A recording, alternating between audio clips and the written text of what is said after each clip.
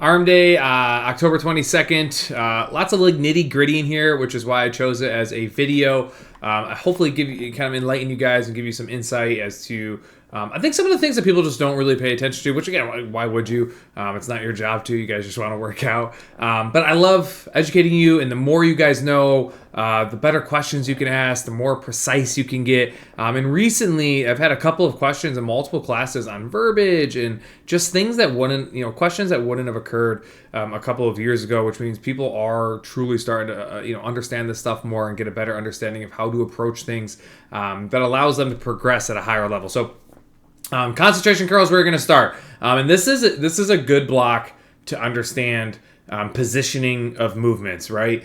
I wanted you guys to do two main bicep lifts. And you can't really put them back to back and have them be successful.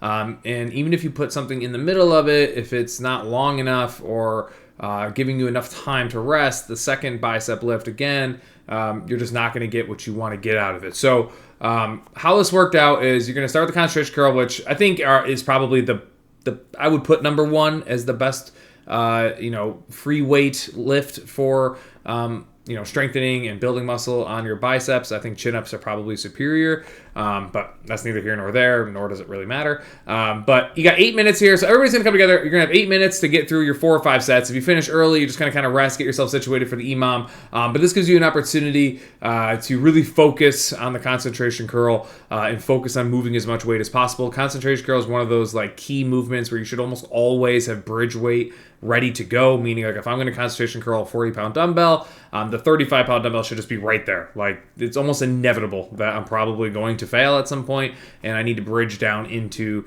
the lighter weight, which you want to be able to do as fast as possible. That being said, very common question is like, what's the lowest amount of reps I should be doing at the heavier weight before I just drop down altogether? And my answer to that's always been like, if I'm using, again, this is hypothetical, if I'm using a 40-pound dumbbell and I'm still doing at least 4 reps with it, 4 good, clean reps, then I would maintain that heavier weight. Now, if it gets to the point where I'm doing 2 or 3 and I'm immediately bridging down and finishing at 10 or 12, at that point, I would just work on the capacity and, the volume of the lighter weight until I was strong enough to do more than 3 reps. So basically 4 is kind of my answer there. Again, flexible, sure. Would other trainers have opinions? Probably. But again, in my experience, that just kind of seems like the right place to be. So once you're done with that, everybody's going to do the 4-minute EMOM together. And this is where you guys have choices. And this is where the programming and understanding what you're looking at plays a pretty large role in the weights that you choose and what you're trying to achieve. This is set up like a tricep. You've got 3 tricep exercises back to back to back. It's not a true tricep because you will have rest after each one of them, probably an ample amount of rest as well. You could actually manipulate these EMOMs and switch your rest around if you'd like to. So, if it only takes me 15 seconds to do 12 tricep extensions, which is honestly probably how long it takes me, maybe less, I'm going to have like 40, 45 seconds of just nothing. Right?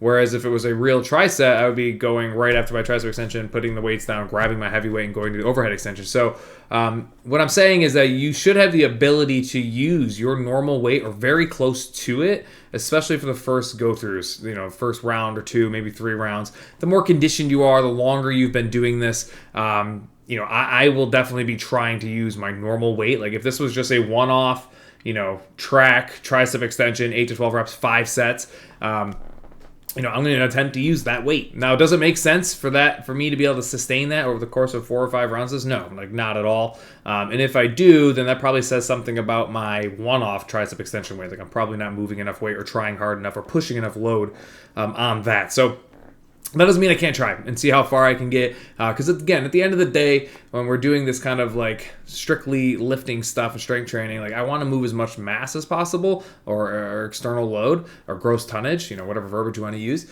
And I want to, in order to do that, I need to strive for my standalone lift weights. Again, doesn't mean it's going to work, nor is it realistic to maintain it for 5 rounds. But if I can do 3 rounds of it, great. That's 3 rounds I wouldn't have done in other settings. So again, you guys understanding that and seeing it, I think, can be very helpful when you're selecting your weights. Now, the overhead extension, same concept, right? I'm going to have that big break before I go into it.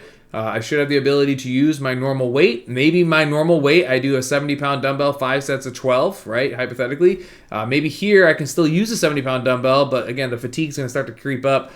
Maybe I'm aiming for 8, 9, 10 reps, right? Like I'm still using the same weight. I'm just not getting the same volume. Again, that heavier load still trumps the 1 or 2 extra reps at the lighter weight if I'm trying to build muscle. And then again, the third one being the dips or the push downs.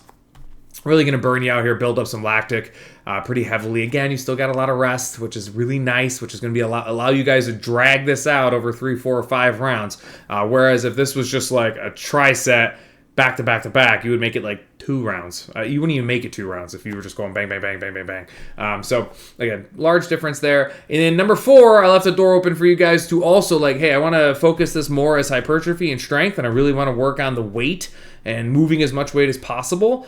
So I don't want to do anything this minute and I'm going to take it off. Or, you're somebody that, wants to work on more of the transitional portion of this, which is the monthly emphasis. And you want to transition into these and see if maybe you can maintain your weights, or maybe you just want to work on the volume with an elevated heart rate. So you have the row. So you guys you have both those options there, and that's a very individual choice. Like there is no right or wrong necessarily. Unless you tell me like, hey, Corey, I want to work on getting stronger and building muscle, I'm going to row. Like, and then I'd be like, all right, well, I wouldn't do that. So, and then again, you have that nice long break right there, right? Everybody roughly is going to finish at the same time, 16, 20 minutes, depending if you're doing 4 or 5 rounds. And then you guys will go into the seated alternating curl. Should be, lactic totally gone from the biceps at this point. And you guys can move pretty real weight on the seated curl as well. So you'll get 2 primary lifts for the bicep, which is what, the intention was right there. And then you guys, once you finish that, because everybody's on their own clock, you'll notice both blocks say class. You guys will go into this. I honestly don't care what order you go in. It would make sense coming off the alternating curl that you would do the tricep extension first. Maybe I should flip that, thinking about it now that we're talking, because I think a lot of people just do what's on the monitor. So if you're watching this video, when you get to class, the likelihood is that tricep extension will be first, but I don't care which one you do first. But 5-round AMRAP, you're just going to, try to work through that as quickly as you can. The AMRAP will probably also be gone if I end up putting it first. And then you guys will just work on, the ski erg into the step-up hammer curl. And again, for future reference, and I've said this in previous videos, I think, the ski erg and the bicep, whatever movement, hammer curl here, go hand in hand together. It's fantastic, right? You're going to crush your triceps on the ski erg, and then you transition into an agonist-antagonist situation, which is, again, a muscle that, my biceps working, my triceps doing nothing. My triceps working, my bicep is, in fact, doing nothing. So they go hand in hand, which is kind of cool. Whether you care about that or not, I have no idea. But yeah, that's the breakdown of arm day. And hopefully, if you guys have questions or want to understand more, or maybe this wasn't helpful at all, you'll tell me.